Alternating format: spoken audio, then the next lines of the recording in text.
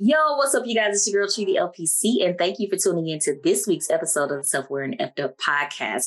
You guys, I appreciate all the love that you have been giving. It has been amazing hearing the feedback from you guys over the last several weeks. So please make sure you continue to stay tuned, continue to comment, and let me know what you think of the episodes. This week's episode, I'm really looking forward to talking with this fella. We've been going back and forth for the last couple of months to get him on the show, but I have a very special guest today, Mr. Patrick Casale. He is here today. He is a therapist. He is also an entrepreneur, the host of a podcast, All Things Private Practice, as well as Divergent Conversations. And he's here to share a little bit about his story and what he's done in terms of being able to navigate being neurodivergent and working through all of those things that come along with that. So without further ado, please welcome to the Self-Aware and Effed Up podcast, Mr. Patrick Casale. Hey, Patrick, how are you doing? Hey, I'm good. Thank you so much for having me on. I really appreciate it. You're welcome. Did I mess up your name or did I get it right? You got it right. So I appreciate that. And I never correct people anymore, but I do appreciate it. I appreciate it. I am all about the name being right. So I just wanted to make sure, and I started second guessing myself as I was doing it. So thank you for confirming that I got it right. You did great. Good deal. Good deal. So would you mind starting us off by just telling the audience a little bit about yourself? Yeah, absolutely. So my name is Patrick Casale. I live here in Asheville, North Carolina, not Nashville, Tennessee. I am a licensed clinical mental health counselor and addiction specialist. I own a group practice here, Resilient Mind Counseling. We specialize in the neurodivergent and LGBTQIA communities. I am also the host of the All Things Private Practice podcast, the Facebook moderator of All Things Private Practice. I host international retreats for entrepreneurs all over the world.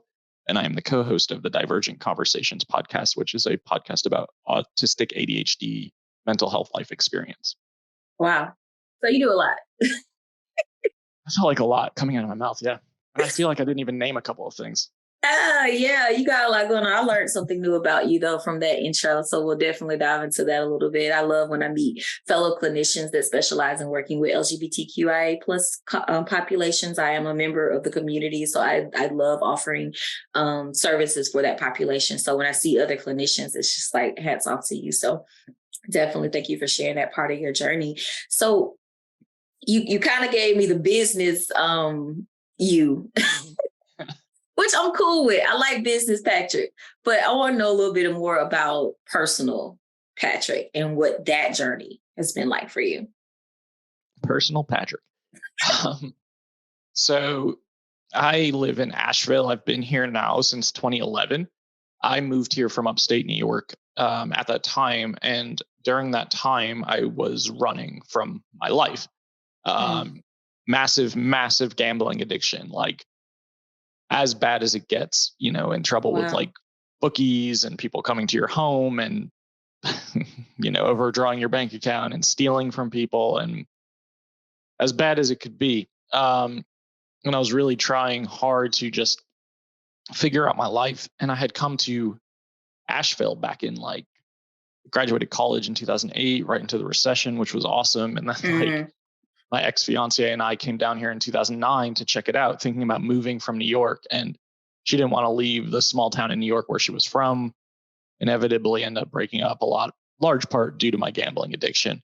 And I was just like, fuck it, I've got to change something. And I'm just going to pick up and move to Asheville, North Carolina. I don't know anyone. I don't have a job. I don't have a place to live. I don't know what I'm going to do, but I know that something has to be different because the way things are going right now, I'm not going to live to see 30 years old. Wow. Yeah. That's a lot. That's a powerful kind of movement that you had to make for yourself. Like, as you were talking about it, I'm thinking, that's the type of stuff you see in the movies, like someone's running from people. Like, it's so crazy. Like, a couple of movies came to mind where that scenario, but you lived this experience and you had to be able to kind of navigate and start over. So, in terms of the gambling addiction, piece of it, I know that, it takes a while to be able to overcome something like that. How did you navigate being able to, I guess, move through that and get a hold of it once you were able to settle into Asheville? Yeah, I think it's important to acknowledge that you can't run from your problems. Like, they just follow you. And even though you do sometimes the change of scenery and location and getting away from certain people, like people will always say people, places, and things, for sure. That's a true like anecdotal statement. But the first year was hell here, where I was like, I was just bartending and quitting jobs constantly and still gambling. They had opened there's a casino here about an hour away. And the big like excitement when I moved here was like, oh my God, they just got live dealers and table games. I'm like, oh, cool. I'll be there every day. Right. And I had been trying so hard for almost a decade to stop gambling, and it just seemed impossible. I was going to like Gamblers Anonymous. I was doing therapy. My mom is a therapist. My dad was very supportive, everything and under the sun, and just nothing was sticking. And you kind of just like, with gambling, especially comparatively to a lot of addictions, you kind of reach your breaking point over and over and over again because it's financially related. So you're constantly like clearing out your bank account, borrowing money, always in the hole, catching up. And you do a lot of desperate things to try to get back to a place, because I think your mindset is always like, if I just win one time, right, I can get out of this, which is not true. Like you just spend more money then. But I just remember that the last time I gambled was actually, what month are we in? June? June of 2012. So going on 11 years now. And I just remember being at a casino, spending my last $300, and which I had been very familiar with that like feeling of being like, okay, now what do I do?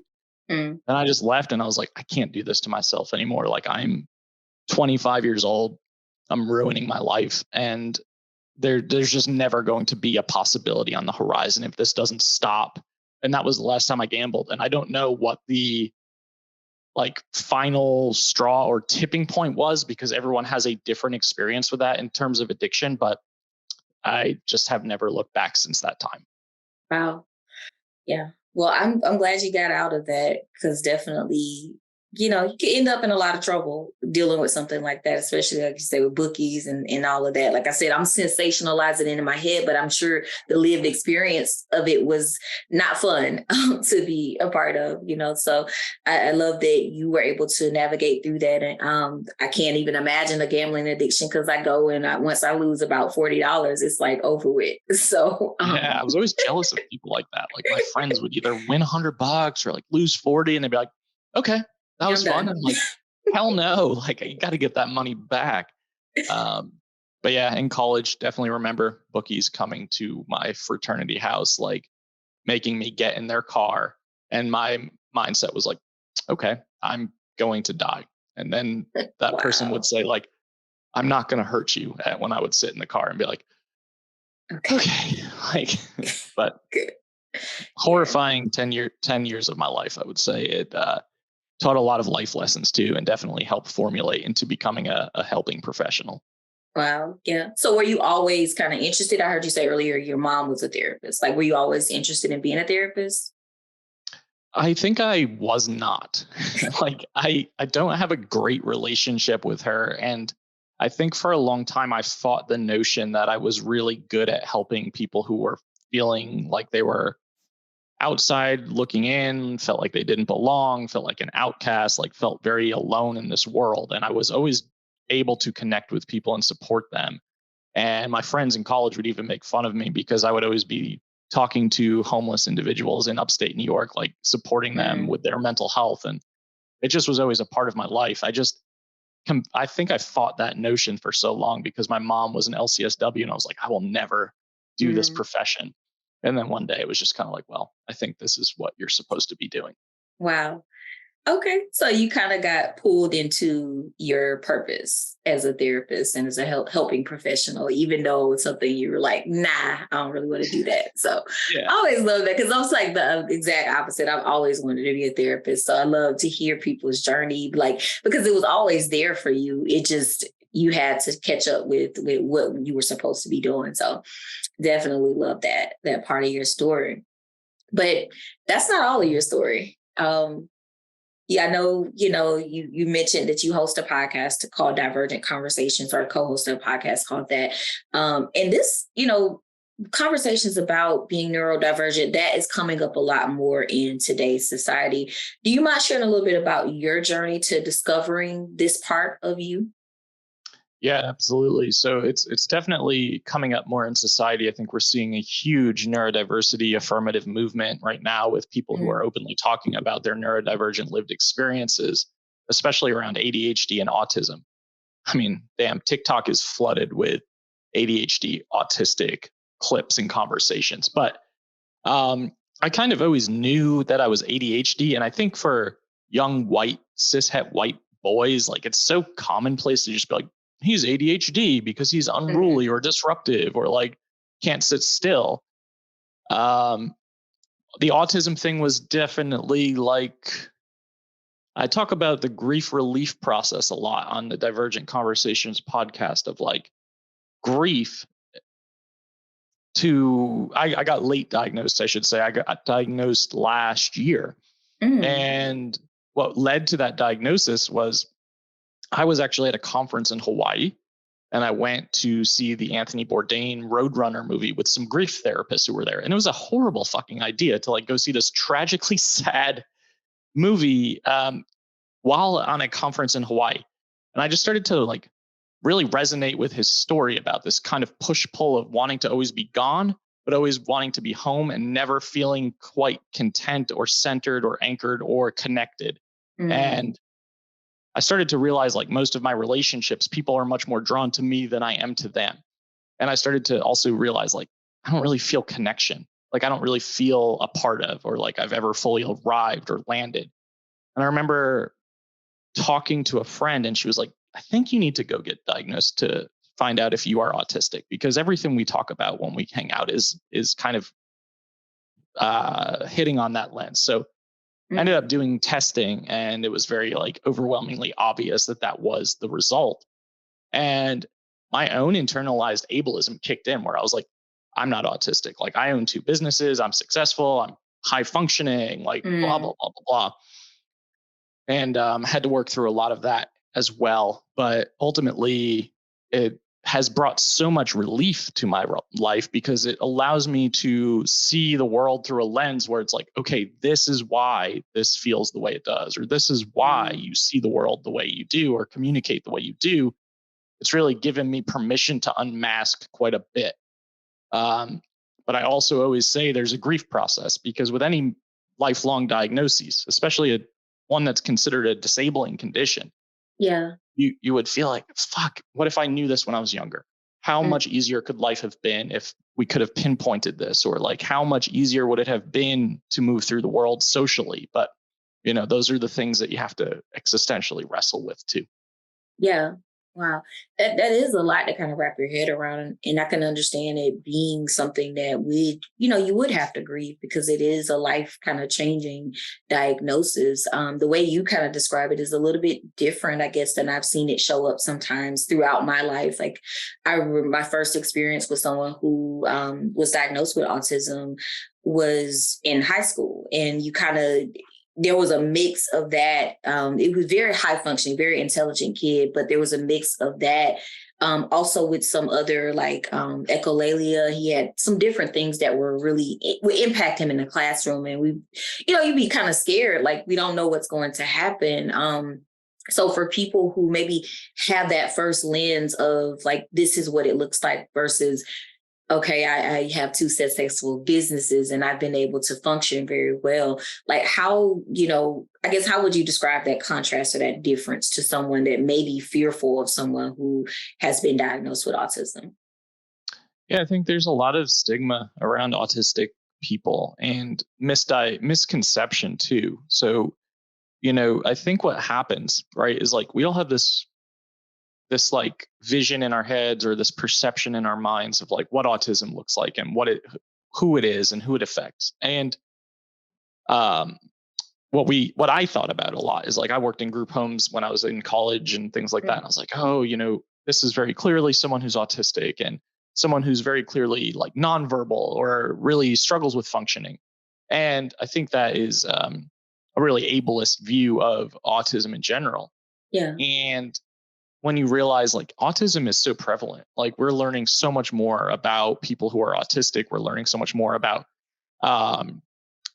women who are autistic, girls who are autistic, BIPOC women who are autistic, like who go misdiagnosed for so long and get misdiagnosed as like borderline or major depression or bipolar or something that just misses the mark because of how, culturally and societally it says this is how we're supposed to interact and engage with the world. Really, autism, like we're talking about a neurodevelopmental condition where the main impact is socialization, the inability to socialize in a way that society says is acceptable. So a lot of struggles socially, a lot of sensory overwhelm, a lot of struggles when it comes with like noise, visualization, stimulation, feeling overstimulated leads to a lot of meltdowns, shutdowns, isolation. But really, most importantly, and I'm sure you can relate to this, is the masking component. So masking and just having to feel like you have to be a different person, you have to make eye contact, you have to sit still, you have to communicate in a certain way, you have to talk in a certain tone, you have to show up and do work in a certain way. All of those things are so emotionally exhausting, and they play a major role on your mental health. So I have a lot of privilege, and I acknowledge that. So I have the ability to unmask more than a lot of people can, but that piece is what gets missed so often is the social component of autism experience, and the hyperfixation special interest too. Like if you look around my office, I have Lord of the Rings stuff everywhere. I have like Anthony Bourdain stuff everywhere. Your special interests are an indication a lot of the time, and that's something that often gets missed in diagnosis as well, is the things that we've grown up doing, or kind of these quirky behaviors that people may overlook, especially parents when they're not really looking for autism, because a lot of parents don't want to have a child with an autism diagnosis. It brings a lot of shame and stigma for the parents. Right. Yeah. And that's something that is really impactful as well. Yeah. I definitely have been able to see it a lot more in children.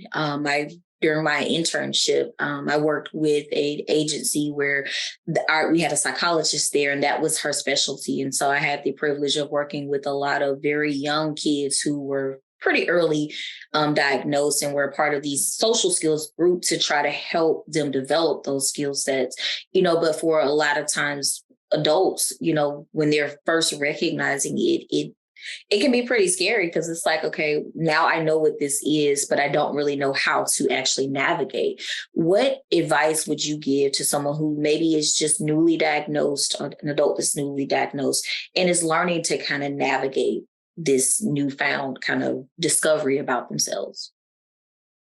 I think it's important to have good support systems in place where you can unmask and socially be yourself.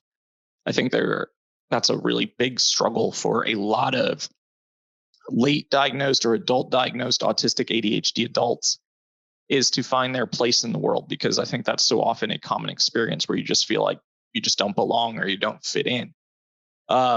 Being able to incorporate and build in time for sensory soothing, so that like when you get to a 10, it's not about going into this black hole of like despair and depression and suicidality. Like there's gotta be a mechanism where you are able to give yourself space and time to sensory soothe. And that can be like laying in your bed in the dark, like playing music that you really enjoy, hot baths, playing with animals, having sensory soothing tactile toys available, like fidget toys that are all over my desk.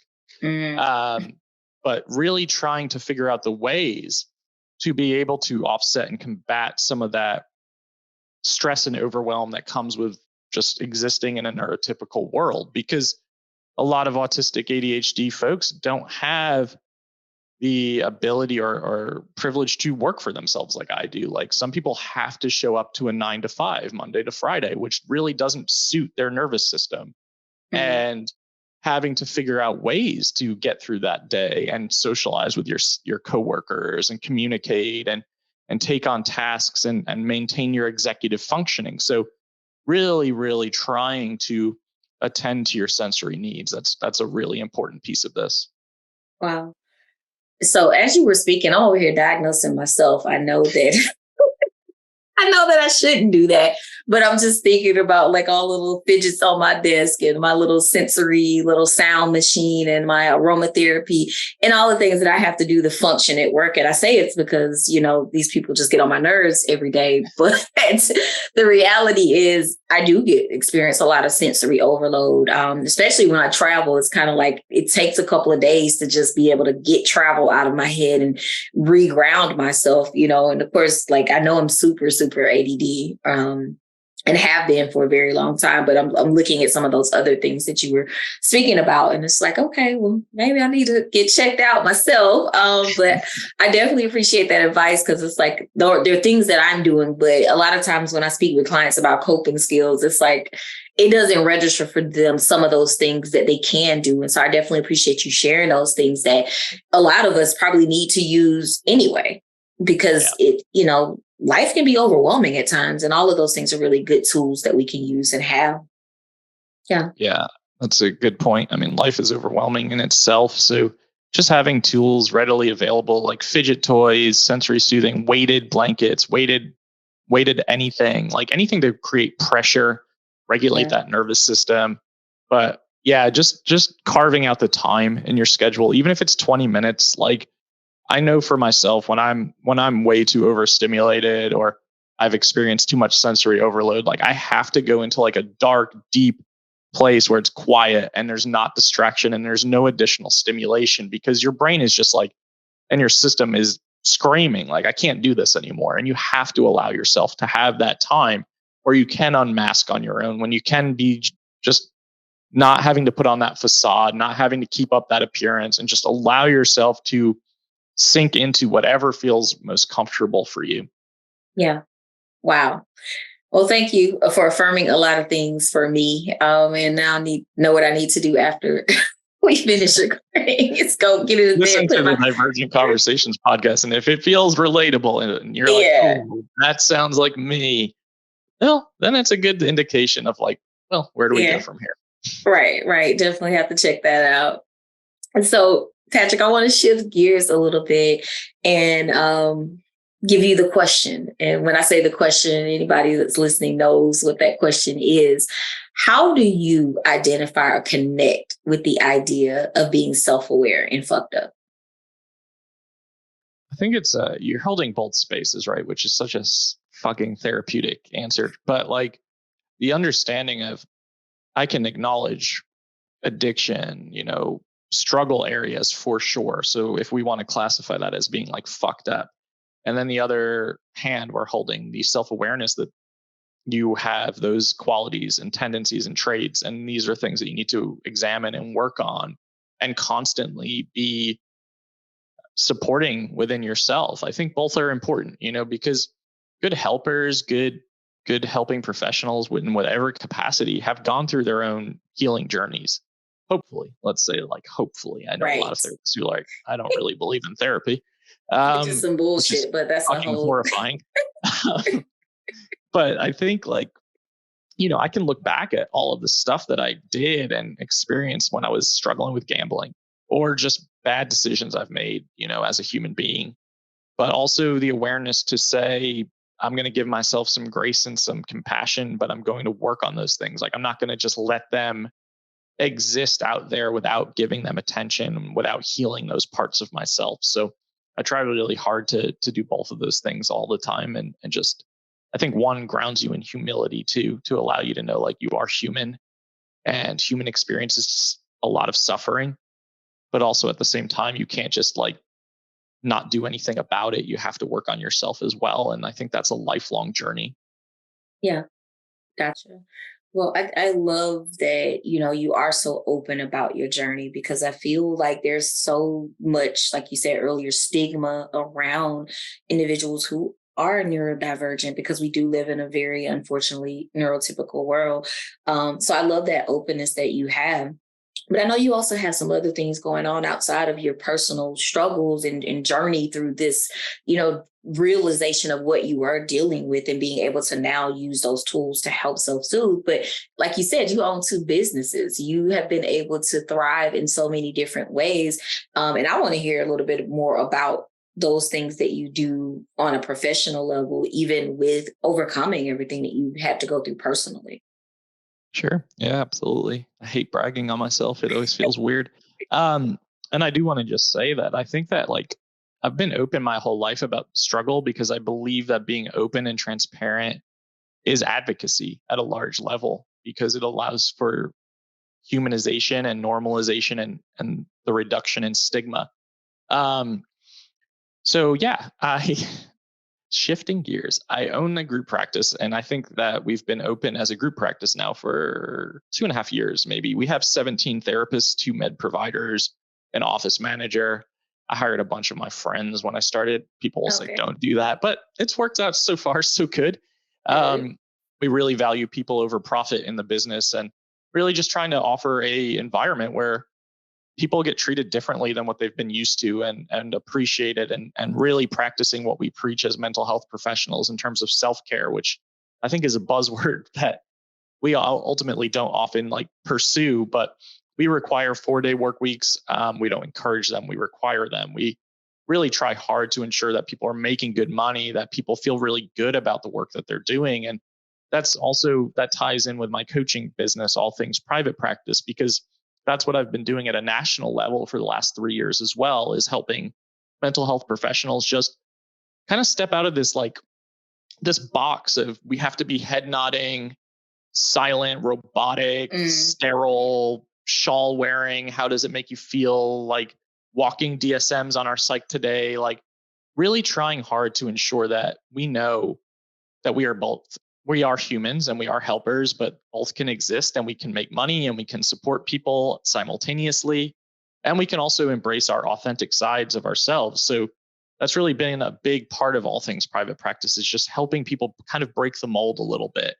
mm, And that means in the language we use on our website, like our website for our group practice says something about like vulnerability is fucking scary and that's okay. And we get so many calls because we use the word fuck. And I'm like, we're just being real. Like we're just right. being real. And I love the movement we're seeing within the psychotherapy community to being more authentic, real human beings. Yeah. Um, but that business, I do help helpers create all sorts of programs like coaching programs, podcasts, retreats, etc. And that retreat component has become a huge part of my business. So I've now run 8 international retreats in the last year where we are doing like small, intimate incubator like experiences all over the world. Mm, And that was my goal pre-COVID, was to create a travel coaching business to help helpers step away, immerse themselves in other cultures, travel like locals, have good experiences. Because I think that like taking risks and stepping out of your comfort zone is what leads to growth, both personally and professionally. So mm. our Ireland retreat this March, we had 28 people and half of them had never left the country. And then half of Wow. them came on their own without knowing anybody in that environment. And I think that you see such positive, transformative, inspirational conversation and connection and growth in those environments. And that's really become my passion. Wow. That sounds amazing. I saw something you had posted recently about, I guess, scouting out locations for 2024. So I can't wait to see what you come up with for this next year because it looks amazing. And I was like so jealous when I was looking at your travel stuff. I was like, wow, this is amazing. So I love what you do.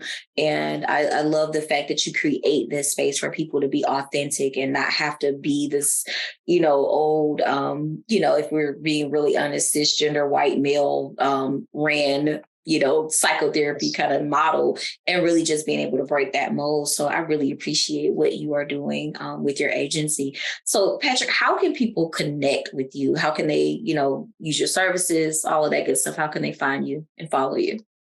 So pretty straightforward.